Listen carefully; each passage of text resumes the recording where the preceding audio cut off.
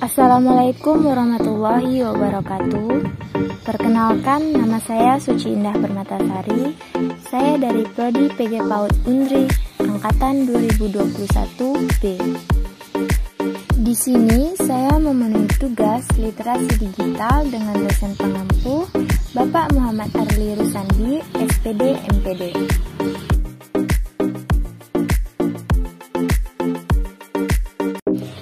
Baiklah, masuk dalam pembahasan yaitu literasi digital keluarga.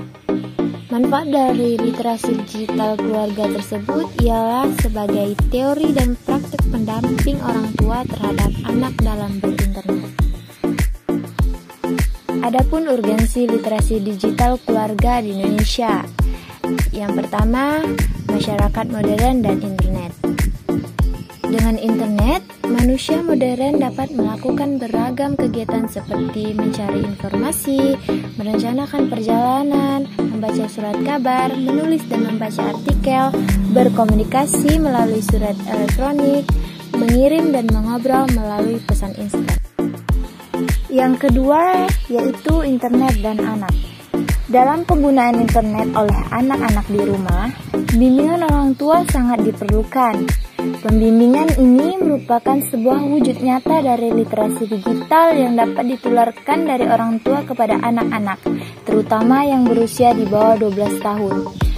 Anak belum mempunyai kecakapan teknis maupun emosi dalam mengakses hiburan melalui internet tersebut. Yang ketiga yaitu peran orang tua dan literasi digital keluarga. Pentingnya peran orang tua dalam literasi digital juga ditunjukkan dalam penelitian mengenai gerakan literasi digital di Indonesia yang dilakukan oleh Jaringan Pegiat Literasi Digital.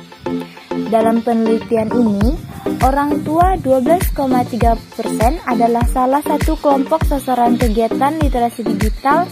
Selain pelajar 29,55%, mahasiswa 18,5%, masyarakat umum 15,22%, guru dan dosen 10,14%, komunitas 7,16%, lainnya seperti media, pemerintah sebanyak 6,86%, dan peneliti yang hanya 0,29%.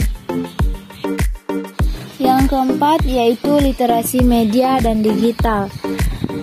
Literasi digital dimaknai bukan hanya sebatas proses anak berinteraksi dengan media digital, dalam hal ini internet, tapi juga bagaimana kontribusi interaksi itu pada beragam aspek tumbuh kembang anak. Kedua hal itu adalah proses yang simultan dan observasi. Proses ini belum banyak dilakukan di Indonesia. Adapun metodologi penelitian.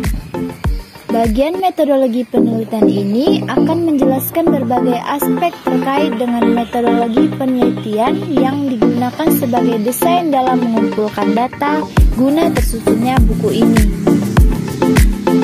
Yang pertama yaitu paradigma penelitian. Penelitian ini tentang pendampingan orang tua dalam menemani anak berinternet. Penelitian ini menggunakan pendekatan kualitatif dengan paradigma interpretif atau konstruktivis. Paradigma ini memiliki asumsi dasar bahwa setiap subjek individu mempunyai pandangan dunia yang berbeda. Tujuan penelitian ini tidak lain adalah memahami bahwa subjek individu mengembangkan pemakaian subjektif berdasarkan pengalaman mereka yang bervariasi dan mempunyai banyak makna. Yang kedua yaitu metode penelitian. Metode penelitian yang akan digunakan dalam penelitian ini adalah studi kasus. Menurut Robert Kayin, studi kasus adalah metode yang paling tepat untuk menjawab pertanyaan mengapa atau bagaimana. Studi kasus memposisikan peneliti sebagai pengumpul data dari fenomena kontemporer dalam konteks kehidupan nyata tanpa harus mengontrol peristiwanya. Secara lebih lengkap, Yin menjelaskan dua karakter studi kasus. Pertama, studi kasus adalah metode penelitian empirik yang melakukan investigasi pada fenomena yang nyata dalam konteks kehidupan yang nyata pula, terutama ketika batasan antara fenomena dan konteks tampak kurang jelas. Kedua, studi kasus berkaitan dengan situasi yang sangat unik dan khusus dengan berbagai sumber penelitian yang bisa dijadikan bukti penelitian, sehingga membutuhkan triangulasi data agar bisa disesuaikan dengan proposisi teoritis baik dalam pengumpulan maupun analisis data. Yang ketiga, subjek penelitian. Subjek penelitian dalam penelitian ini adalah keluarga sebagai unit terkecil dari masyarakat.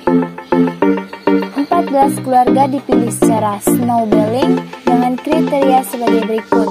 Keluarga yang memiliki setidaknya satu anak berusia 2-12 tahun yang aktif menggunakan internet di rumah, orang tua yang juga aktif menggunakan internet di rumah, berdomisili di Yogyakarta, dan setidaknya mengenal penelitian sebelumnya untuk menciptakan suasana natural untuk mendapatkan gambaran penelitian secara empiris.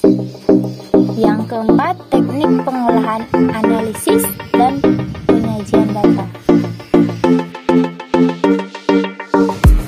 Data yang diperoleh dari ketiga teknik pengumpulan data seperti yang telah dijelaskan di atas, kemudian diolah dengan cara membuat kategori berdasarkan beragam isu yang berhubungan dengan praktek literasi digital keluarga. Isu-isu yang dimaksud di sini antara lain interaksi anak dengan internet, aktivitas berinternet, aturan berinternet, kecakapan literasi digital orang tua, dan pola pendampingan orang tua. Dan yang terakhir yaitu validitas dan reliabilitas penelitian. Dalam penelitian ini, peneliti menjaga validitas dan reliabilitas data dengan melakukan berbagai strategi.